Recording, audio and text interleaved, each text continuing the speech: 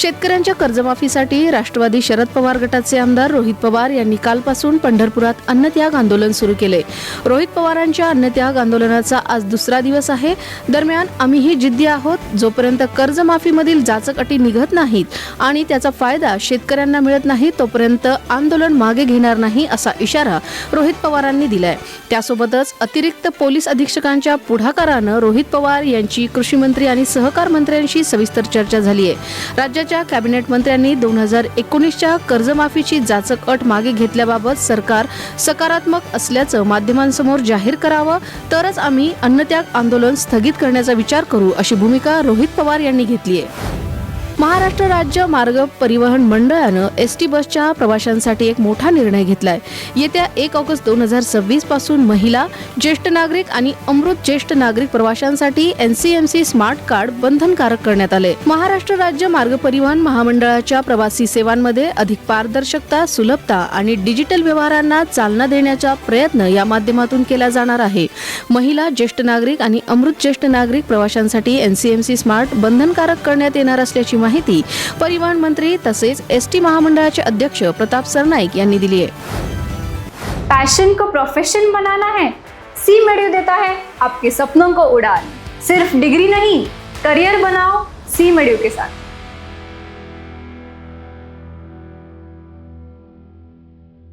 मुख्यमंत्री देवेंद्र फडणवीस यांच्या अध्यक्षतेखाली मुंबईत महाराष्ट्र महिला शेतकरी सक्षमीकरण विधेयक 2026 संदर्भात बैठक पार पडली।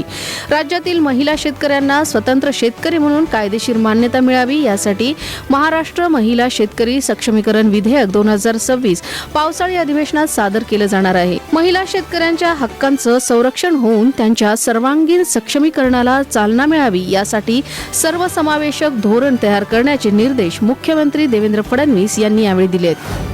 मुंबईसह संपूर्ण महाराष्ट्रात मान्सूनचा प्रवास मंदावला असून आगमन रखडलंय। नैऋत्य मोसमी पाऊस हरणे, दापोली परिसरापर्यंतच पोहोचून पुढे सरकण्यास अनुकूल परिस्थिती नसल्यामुळे त्याची प्रगती थांबली आहे। मुंबईत तापमानाचा पारा 35 अंश सेल्सिअसच्या आसपास असून नागरिक अजूनही उकाड्याने त्रस्त आहेत। आता पुढील आठवड्यात पावसाची शक्यता हवामान विभागाकडून वर्तवण्यात आली आहे। मान्सून हा देशाच्या अर्थचक्राचा प्राणवायू मानला जातो। अशाच वेळी एल निनोची वाढती ताकद चिंतेचं कारण ठरतंय। पावसाच्या वाटेत एल निनोचं नवं संकट आल्याचं दिसून येते। हवामान तज्ज्ञाच्या मते काही भागात पाऊस लांबणीवर पडू शकतो, काही भागात अपेक्षेपेक्षा जास्त पाऊस पडू शकतो, तर काही ठिकाणी अल्पावधीत मुसळधार पाऊस पडण्याची शक्यता वर्तवण्यात येते। पैशन को प्रोफेशन बनाना है, सी मेडियो देता है आपके सपनों को उड़ान। सिर्फ डिग्री नहीं, करियर बनाओ सी मेडियो के साथ।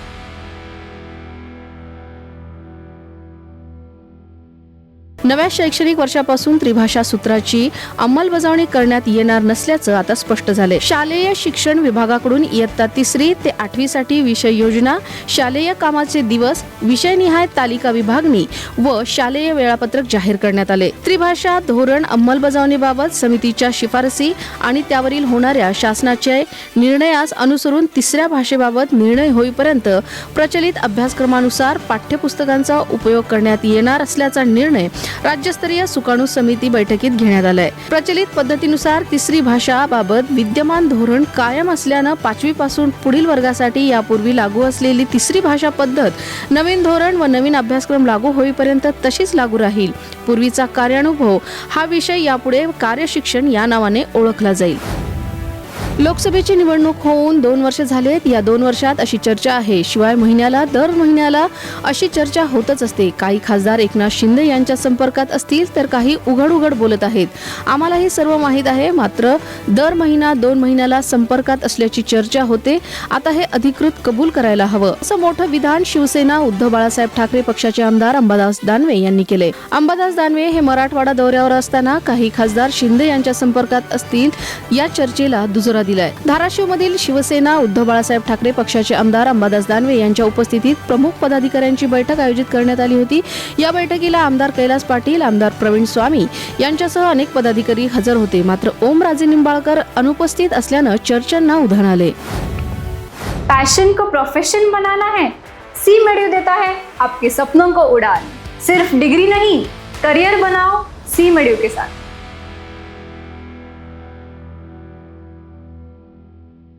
पश्चिम बंगालमध्ये एका सरकारी इमारतीला लागलेल्या आगीमध्ये तब्बल 4000 ईव्हीएम मशीन जळून खाक झाल्यात. पश्चिम बंगालमध्ये झालेल्या विधानसभा निवडणुकीत याच ईव्हीएम मशीनचा वापर करण्यात आला होता.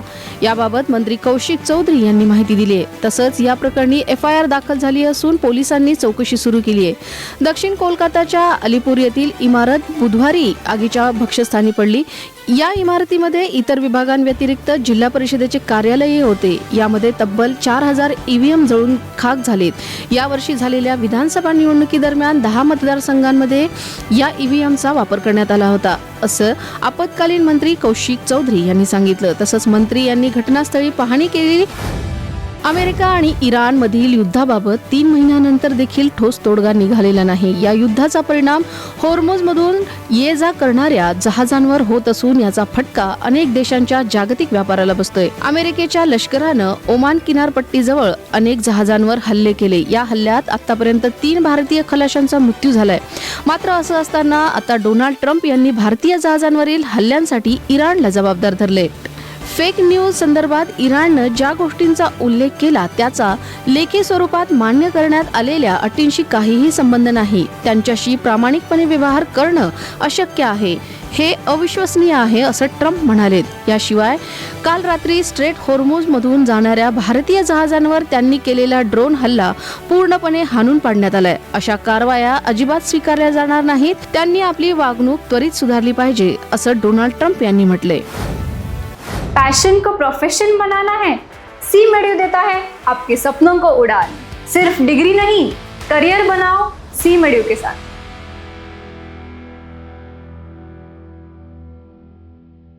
न्यूझीलंडचा दिग्गज खेळाडू केन विलियम्सने अचानक आंतरराष्ट्रीय क्रिकेटमधून निवृत्ती जाहीर केली आहे. केन विलियम्सच्या निवृत्तीची माहिती न्यूझीलंड क्रिकेटचं social media account black caps मधून देण्यात आली आहे. केनने तात्काळ निवृत्ती जाहीर केल्याची पोस्ट संघानं शेअर केली आहे. याचबरोबर केन विलियम्सचा एक मोठा व्हिडिओ देखील त्यांनी शेअर केलाय. न्यूझीलंड आणि इंग्लंड यांच्यातील 3 सामन्यांची कसोटी मालिका सुरू असतानाच विलियम्सने हा मोठा निर्णय जाहीर केलाय. केन विलियम्सच्या निवृत्तीच्या घोषणेसह त्याच्या तब्बल 16 वर्षांच्या गौरवशाली आंतरराष्ट्रीय कारकिर्दीला पूर्णविराम लागलाय. प्रणित मोरेच्या कॉमेडी शो दरम्यान मृतदेहासंदर्भात आक्षेपार्ह वक्तव्य करणाऱ्या डॉक्टर सेजल पवार यांच्या संदर्भात एक मोठी अपडेट समोर आली आहे. डॉक्टर सेजल पवारनं KM रुग्णालय प्रशासनाकडे लेखी माफीनामा सादर केलाय. या प्रकरणी स्थापन करण्यात आलेल्या समितीने संबंधित कॉमेडी शोचं संपूर्ण रेकॉर्डिंग पाहून विद्यार्थिनीशी सविस्तर चर्चा केली असल्याची माहिती समोर आली आहे. दरम्यान या प्रकरणी आज डॉक्टरच्या पालकांना हजर राहण्यास सांगण्यात आलं असून त्यांच्यासमोर विद्यार्थिनी डॉक्टरचं समुपदेशन करण्यात येणार असल्याचीही माहिती आहे. या प्रकरणी वरिष्ठ प्राध्यापकांचा समावेश असलेली प्राथमिक तथ्यशोधन समिती तातडीने स्थापन करण्यात आली असून आज समिती आपला अहवाल सादर करणार आहे. त्यामुळे KM रुग्णालय प्रशासन डॉक्टरवर काय कारवाई करते याकडे प्रशासनाचं आणि सगळ्यांचंच लक्ष लागलंय.